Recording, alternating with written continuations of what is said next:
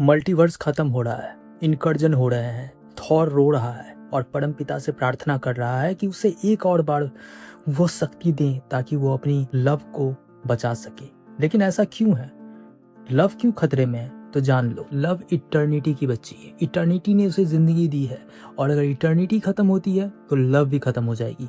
दूसरी तरफ लोकी, जो कि गॉड ऑफ मल्टीवर्स बना हुआ है अभी, he is actually controlling all the multiverse and अगर उसे कुछ हुआ तो भी मल्टीवर्स खत्म होगा। तो यहाँ थॉर को सिर्फ अपनी बच्ची को नहीं बचाना है, अपने भाई को भी बचाना है। एक तरफ भाई है, दूसरी तरफ बच्ची है। जब तक वो लव को बचाने जाएगा तब तक लोकी मर जाएगा, लोकी मरेगा तो भी लव मरेगी। तो बहुत ही खतरनाक सिचुएशन अभी थॉर के लिए है।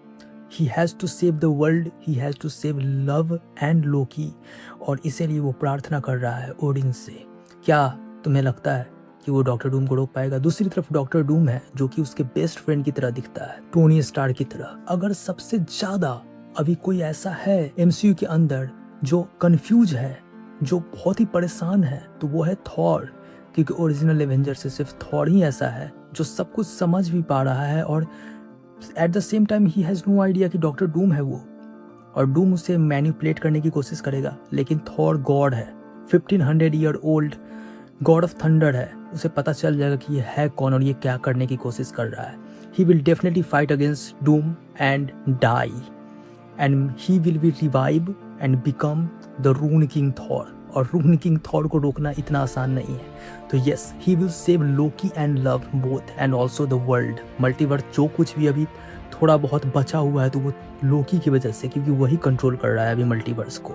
और अगर लोकी को भी कुछ हुआ तो एंड ऑफ द मल्टीवर्स, और मल्टीवर्स खत्म हुआ मतलब इटर्निटी की बच्ची यानी कि लव भी खत्म हो जाएगी।